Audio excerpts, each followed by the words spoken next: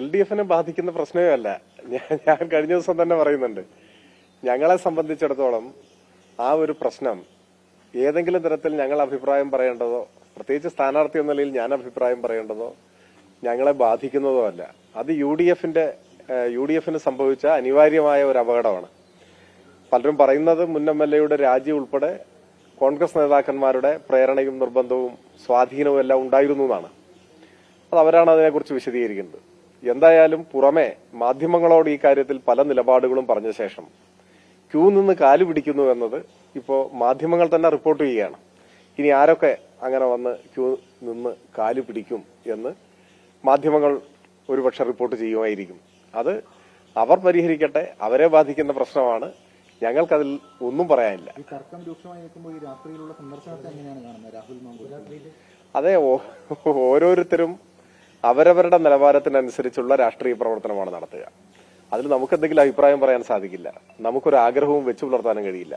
ഓരോരുത്തരും അവരവർക്ക് ചേരുന്ന വിധത്തിലുള്ള രാഷ്ട്രീയ പ്രവർത്തനവും സംഘടനാ പ്രവർത്തനവും നടത്തിക്കൊണ്ടേയിരിക്കും. അത്രേ ഇഷ്ടം.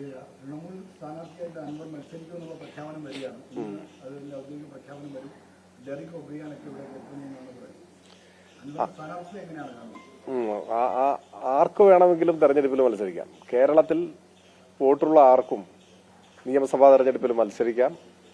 നാളെ വരെ അതിന് അവകാശമുണ്ട്. അപ്പോൾ അദ്ദേഹം മത്സരിക്കാൻ തീരുമാനിച്ചാൽ നമുക്ക് അതിൽ പ്രത്യേകിച്ച് ഒരു അഭിപ്രായം പറയേണ്ട ആവശ്യമില്ല. അത് അദ്ദേഹത്തിന്റെ സ്വാതന്ത്ര്യമാണ്, അവകാശമാണ്. മത്സരിക്കുകയോ മത്സരിക്കാതിരിക്കുകയോ ചെയ്യുന്നത്. അവർ മത്സരിക്കുന്ന എല്ലാവർക്കും സ്വാഗതം മത്സരിക്കാൻ. ഒരു വോട്ടർ എന്ന നിലയിൽ, നിലമ്പൂരിലെ ഒരു വോട്ടർ എന്ന നിലയിൽ അങ്ങനെ മാത്രമേ ആശംസിക്കാനേ നമുക്ക് കഴിയും. ഈ മുൻ KPC പ്രസിഡന്റ് കഴിഞ്ഞ ദിവസം പറഞ്ഞു താങ്കൾ അടിച്ചേൽപ്പിക്കപ്പെട്ട സ്ഥാനാർത്ഥിത്വമാണ് താങ്കളുടേത്, താങ്കൾ റിക്വസ്റ്റ് ചെയ്തിരുന്നു എന്നടക്കമുള്ള കാര്യങ്ങൾ, താങ്കളെ ബലികേടാക്കുന്നു എന്നടക്കമുള്ള കാര്യങ്ങളാണ് പറയുന്നത്. സത്യത്തിൽ അങ്ങനെ പറയാൻ പാടില്ല. കാരണം എന്താ വെച്ച് കഴിഞ്ഞാൽ ചില ആരോപണങ്ങളും വിമർശനങ്ങളും ഒക്കെ ഉന്നയിക്കാം. പക്ഷെ ഞാൻ റിക്വസ്റ്റ് ചെയ്തു എന്നെങ്ങനെയാണ് പറയുക? അദ്ദേഹത്തോട് ഞാൻ റിക്വസ്റ്റ് ചെയ്തോ? നിങ്ങൾ പാർട്ടിയോടൊന്ന് പറയണം. അദ്ദേഹം വഴി ഞാൻ റിക്വസ്റ്റ് ചെയ്തു. ഞങ്ങളുടെ പാർട്ടിയിലെ രീതികൾ അദ്ദേഹം ഉൾപ്പെടെയുള്ള പലർക്കും അറിയില്ല. അതാണ് പ്രശ്നം. CPIM എങ്ങനെ പ്രവർത്തിക്കുന്നു, എന്താണ് അതിന്റെ ഒരു സംഘടനാ രീതി, ഏതെങ്കിലും ഒരു തെരഞ്ഞെടുപ്പിൽ മത്സരിക്കണമെന്നോ മത്സരിക്കരുതെന്നോ റിക്വസ്റ്റ് ചെയ്യുന്ന രീതിയുണ്ടോ? പ്രശ്നം കോൺഗ്രസ് പോലെയാണ് എല്ലാ പാർട്ടിയും ഒന്ന് ധരിച്ചു പോവുകയാണ്. ദയവായിട്ട് മുൻ KPCC പ്രസിഡന്റ് അല്ലേ പറഞ്ഞു, അപ്പൊ ദയവായി അദ്ദേഹം മനസ്സിലാക്കണം, എല്ലാവരും നിങ്ങളെ പോലെയല്ല. അദ്ദേഹത്തിന് അതിപ്പോ കുറേശ്ശെ മനസ്സിലായി വരുന്നുണ്ടെന്നാണ് തോന്നുന്നത്. അദ്ദേഹം ഒരു മാസം മുൻപ് പറഞ്ഞെന്തായിരുന്നു? അദ്ദേഹം KPCC പ്രസിഡന്റ് ആയി ചുമതല എടുക്കുമ്പോൾ പറഞ്ഞെന്തായിരുന്നു? അതിനുശേഷം ഡൽഹിയിലേക്ക് ഇപ്പോൾ ഒടുവിൽ പോയി വന്നതിന് ശേഷം പറഞ്ഞതെന്താണ്? അദ്ദേഹത്തിന്റെ വാക്കുകൾക്ക് കേരളീയ സമൂഹം എത്രമാത്രം വില കൽപ്പിക്കുന്നു എന്നത് ഈ അദ്ദേഹത്തിന്റെ പ്രഖ്യാപനങ്ങളും പ്രസ്താവനകളും പിന്നീടുണ്ടായ വസ്തുതകളുമായി ചേർത്ത് വെച്ച് വായിക്കുമ്പോൾ മനസ്സിലാവും. അപ്പൊ അദ്ദേഹത്തോട് എനിക്കത് മാത്രമേ പറയാനുള്ളൂ. എല്ലാ പാർട്ടിയും കോൺഗ്രസ് പോലെയല്ല, എല്ലാ പാർട്ടിയിലെയും പ്രവർത്തകർ കോൺഗ്രസിനെ പോലെയും അല്ല. അപ്പോൾ അദ്ദേഹം കഴിയുമെങ്കിൽ ദയവായി CPIM-ന്റെ രീതികളൊക്കെ മനസ്സിലാക്കാൻ ശ്രമിക്കുക. അപ്പൊ ഇത്തരം തെറ്റിദ്ധാരണകൾ മാറിക്കിട്ടും. അത്രേ ഉള്ളൂ. അങ്ങ് ഈ കവളപ്പാറ ദുരന്തമുണ്ടായ സമയത്ത് അങ്ങേ കണ്ടില്ല എന്നുള്ള വലിയ ആക്ഷേപം വരുന്നുണ്ട്. സത്യത്തിൽ ഇന്നലെ ചിലർ എന്നോട് ചോദിച്ചപ്പോൾ ഞാൻ കരുതിയത് നവമാധ്യമങ്ങളിൽ അത്തരത്തിലുള്ള പ്രചരണം ചിലർ നടത്തുന്നു എന്നാണ്. അത് സ്വാഭാവികമാണ്. കാരണം സോഷ്യൽ മീഡിയ ഇപ്പോൾ അടിസ്ഥാനരഹിതമായ പ്രചരണം നടത്താനും പലരും ഉപയോഗിക്കുന്നുണ്ട്. അതിന് പറ്റിയൊരു ഇടമായിട്ട് കൊണ്ടു നടക്കുന്നുണ്ട്. അതിൽ വ്യാജ ഐഡികൾ, അത്തരത്തിലുള്ള ഐഡികളിലൂടെയുള്ള പ്രചരണം, അതെന്തും പറയാവുന്നൊരു സ്ഥലമായി മാറി. അതിനൊന്നും നമുക്ക് മറുപടി പറയേണ്ട കാര്യമില്ല. സത്യത്തിൽ അവഗണിച്ച് തള്ളാവുന്നേ ഉള്ളൂ. പക്ഷെ പിന്നെയാണ് ഞാൻ മനസ്സിലാക്കിയത്, അത് ഞെട്ടിപ്പോയി. ഇവിടുത്തെ മുൻ MLA അങ്ങനെ ഒരു പ്രയോഗം നടത്തിയിരിക്കുന്നു. പ്രളയ സമയത്ത് കണ്ടില്ല എന്ന് പറഞ്ഞു. അത് സത്യത്തിൽ ഞെട്ടലുളവാക്കിയൊരു കാര്യമാണ്. കാരണം കവളപ്പാറ ദുരന്തം എന്ന് പറഞ്ഞാൽ 2019 അല്ലെ? മാധ്യമപ്രവർത്തകർക്ക് ഓർമ്മയുണ്ടോ? 2019 കവളപ്പാറ എന്ന് പറയുന്നത് എന്നെ സംബന്ധിച്ചിടത്തോളം ഒരു അപരിചിതമായ നാടല്ല. ഈ കവളപ്പാറ കഴിഞ്ഞ് ഭൂതാനത്തേക്ക് വന്ന് കടവ് കടന്ന് പോത്തുവലിലേക്ക് ഇറങ്ങിക്കഴിഞ്ഞാൽ അവിടെയാണ് ഞാൻ ജീവിച്ചിരുന്നത് നീണ്ട കാലം. അപ്പോൾ അവിടെ നിന്നൊന്ന് ഉറക്കം വിളിച്ചാൽ കേൾക്കുന്നത്ര ദൂരത്തിലുള്ള ഒരു സ്ഥലമാണ് കവളപ്പാറ. 2019 ദുരന്തം ഉണ്ടാകുന്ന സമയത്ത് ഞാൻ മറ്റൊരു നിയമസഭാ മണ്ഡലത്തിലെ MLA ആയിരുന്നു. പക്ഷെ ഭാഗ്യവശാൽ ആ സമയത്ത് അവിടെ ഇത്തരത്തിലുള്ള കെടുതികളൊന്നും ഉണ്ടായില്ല. 2018 പ്രളയത്തിലാണ് തൃപ്പൂണിത്തുറയിലെ ചില ഭാഗങ്ങൾ ബാധിക്കപ്പെട്ടത്. 2019 അത്ര പ്രശ്നങ്ങൾ ഉണ്ടായില്ല. അതുകൊണ്ട് എനിക്ക് വരാവുന്നൊരു സാഹചര്യം ഉണ്ടായിരുന്നു എന്നുകൂടി കാണണം. ഈ വാർത്ത പുലർച്ചെ അറിഞ്ഞ ഉടനെ തന്നെ ഇങ്ങോട്ട് പുറപ്പെടുക ചെയ്തത്. ആ യാത്ര തന്നെ വളരെ സാഹസികമായ ഒരു യാത്രയായിരുന്നു. വേണമെങ്കിൽ സമയമെടുത്ത് നമുക്ക് വിശദീകരിക്കാവുന്നതാണ്.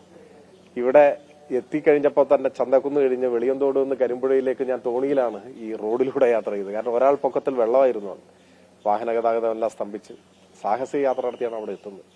അത് പോട്ടെ, അത് നമ്മുടെ ഒരു അനുഭവം എന്ന് വെച്ചാൽ മതി.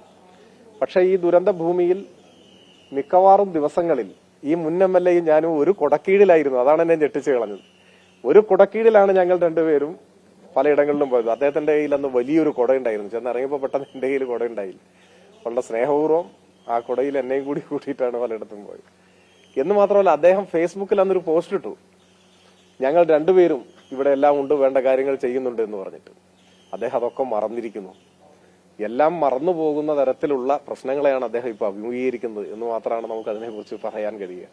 മറവിയല്ലേ, പ്രത്യേക സാഹചര്യങ്ങളല്ലേ, നമുക്കതൊക്കെ അങ്ങ് വിട്ടുകളയാം. അദ്ദേഹം ഒരു ദുഷ്ടലാക്കോടുകൂടി പറഞ്ഞതാവില്ല, മറന്നുകൊണ്ട് തന്നെ പറഞ്ഞാവും എന്നാണ് ഞാൻ കരുതുന്നത്. മറവി പലപ്പോഴും പലർക്കും അനുഗ്രഹമാണ്. KM ഷാജി കഴിഞ്ഞ ദിവസം പറയുന്നത് താങ്കൾ ഈ ഓപ്പറേഷൻ സിന്ദൂറിനെതിരെ അതിന് ഇപ്പോഴത്തെ നിലപാടറിയാൻ താല്പര്യമുണ്ട്, കാരണം അത് അനിവാര്യമായ ഒരു തിരിച്ചടിയായിരുന്നു. M സ്വരാജിന് എന്താണ് അതിൽ പറയാനുള്ളത്? KM ഷാജി അങ്ങനെ എന്തെങ്കിലും ഒരു ദുഷ്ടബുദ്ധി കൊണ്ടൊന്നും പറഞ്ഞതാവില്ല.